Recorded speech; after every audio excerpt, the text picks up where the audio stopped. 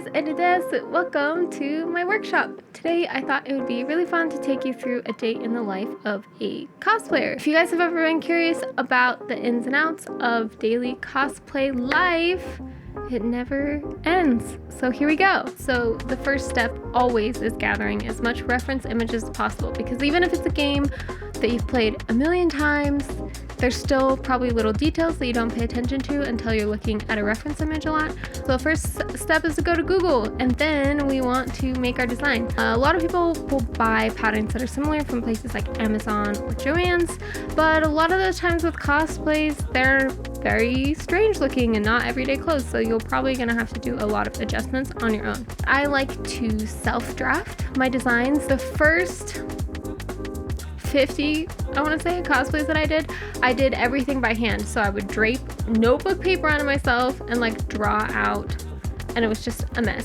But now I have this great new program called Marvelous Designer where I can draft everything out, and here is a look at what it's like. So this is Marvelous Designer. You can see Judy here that I started designing. It's really cool because this is a physics engine that works in planes. So for example, if I take one of these points and move it, it will move my design in real time. I can also do things like this, spin it around in the 3D area, and we can hit simulate and start fussing with our clothes once it starts up, like so. And it will simulate in real time, so this is really nice for collars and things. You can see exactly how it will land on your body. Darts work as well. That's a dart right there. And you can see it in the 2D program. Here's the dart. It's really neat. You can also print out this 2D thing into a pattern somehow. I'm not 100% sure how to do that yet. I haven't really messed with it because I like to make things directly onto a muslin first. So I just copied my design. You can also do little texturing things like this. Yeah, overall it's super neat and definitely worth the investment if you're doing a ton of cosplays. And then I take this design onto a muslin, which is basically just any sort of scrap fabric. You want the stretchiness of it to be the same as what your final fabric is going to be. I just used a regular muslin, and because I was going to make out of denim, I figured since Judy is a more Western character that denim would be really nice. And here is kind of what it looks like. You guys can see here. A little close up for you. This is from a local fabric store that specializes in furniture fabric, but it's really high quality. I really like it, and it was fairly affordable. And then this pleather here is from Joann's. It's just a furniture pleather, the cheapest one I could find, and I just made some very basic bias tape out of it. And then as far as the details go, I originally was going to sew these all on, but I ended up sewing the jacket together first. If I would remake this in the future, I would sew this on before adding sleeves and things so that I could get the sewing machine up in the nooks and crannies, and I would have actually been able to sew it. But the leather ended up ripping and things, so I ended up having to remake it and just glue it on for the time being. And I just used some of this glue here, some contact cement. It works fine on fabric. Sorry, this one is very messy, but you want to make sure that you apply the fabric while it's still wet, which is kind of counterintuitive with contact cement, but it works, trust me. As far as the corners go, if you have little corners that are popping up, just put a little bit of super glue, because sometimes contact cement, the way that it applies, is a little messy on the corners. And then if you see inside here, I just have some straps, some clear straps to hold it together, because Judy doesn't have a shirt underneath. Very scandalous, I know.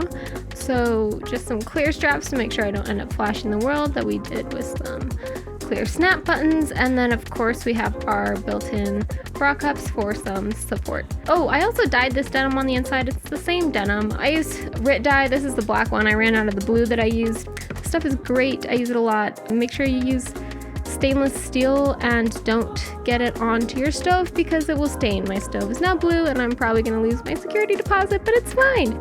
This is the skirt that I made. Funny thing about this skirt, it was actually my boyfriend's old pants. They were originally tan corduroy pants. He ripped a giant hole in the butt, so I acquired them for cosplay. Again, RIT dye. It took 2 times of dye. This dye is a little blue tinted, so you might want to mix like a brown or something in it to get it to be a bit more deep black, because this ended up a little bit navy blue the first time I dyed it. But yeah, just something to be aware of. And then this silver lining on the bottom is actually an Amazon gift bag from Christmas time. So yeah, just hold on to all your scrap fabric because you never know what kind of garbage you're gonna stick on a cosplay. Don't iron this though, as you can see here. I put an iron to it and it completely melted and I had to patch the back. It can be machine washed pretty easily, so if you just need a little bit of color and you don't know what to use and all you have is an Amazon gift bag, they work. This is Judy's bandana, and this is scrap from a yukata that I made for a commission for the obi. So yeah, just make sure you keep all your scraps. Any piece, no matter how small, can come in handy, even for making a pattern or making accessories. You never know what you'll need it for, so hold on to your garbage. The hat and some other details I made out of EVA foam, but I'm not very good at it, so definitely go watch people like Kimwe or Kimpatsu Cosplay. They are goddesses of foam. Yeah, okay. That was a final look at the finished costume. If you guys are interested in the process of making the costume or what tools I use or any other questions, I stream live on Twitch every Tuesday, Thursday, and Saturday, doing 80% crafting. So if you would like, please come hang out with us. It's a lot of fun. Twitch.tv/elpastel. Now we're going to move on to the photo shoot portion. I think this is a portion that a lot of you guys aren't super exposed to, especially when you're looking at different Instagram pictures or Twitter pictures or even videos, GIFs that end up on, I don't know, TikTok or whatever. A lot of times you don't get to see the photo shoot process, so I thought it would be really fun to take you through that today. I'm planning on making a lot more behind the scenes content in the future, so if you guys would like to see more cosplay behind the scenes, make sure you like and subscribe and send this to all your friends. Yay! Okay, so here we go. Let's move into the fancy blog portion. Every morning, of course, starts off with some pet cuddles and some coffee. And then I woke up super early in the morning, like 8. I guess it's not really early, but anyway, moving on to getting dressed right away and starting a live stream on Instagram. I like to use my Instagram live stream as an opportunity to kind of bridge the gap between my Twitch stream viewers and my Instagram viewers. A lot of times people aren't aware of the fact that I live stream, so this is kind of a fun way to introduce people to that.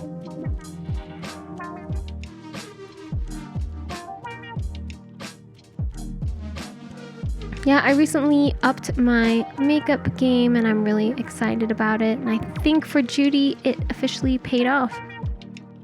And now we're out on the road. We are heading to a spot that's around about an hour or 2 away from where I live, up in northern Utah, for these beautiful red rocks here. Judy is a news reporter, and they always stand in front of a red rock background. So I thought it would be really neat, especially since I live in Utah where red rocks are, to actually get in front of them. Here is me being a dork at the photo shoot. It's a lot of fun. I don't really have too much footage since I only have one photographer, especially during COVID times. It's better to keep your crew as tiny as possible and make sure that you avoid all other people. We only saw a few rock climbers like hundreds of yards away, so I think we're pretty good. Anyway, and after a long 4 hours, this photo shoot took a surprisingly long amount of time because we did boudoir and a costume change and hiking and then the actual cosplay all in one go, which we usually don't do. Usually takes about an hour, but that's okay. We got it done and it was a great success. And now we're on the way home. Usually this is the point where we grab some fast food and shove my face full of fries. But you know, things are a little shut down right now, so as per cosplay law, the first thing to do is to rip off your wig, look as ugly as possible, and change into the softest things you own. So yeah, we finished the night off with a drink and of course playing some fetch with the best boy.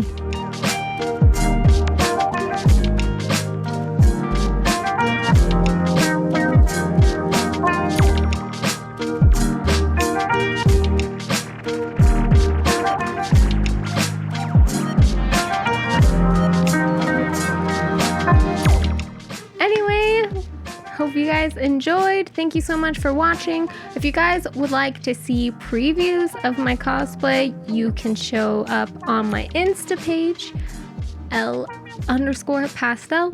You can also purchase full photo sets and videos at lpastel.com. If you guys would like to support whatever current project I'm working on, make sure to sub to my Patreon. And of course, have a craft-filled day. Bye!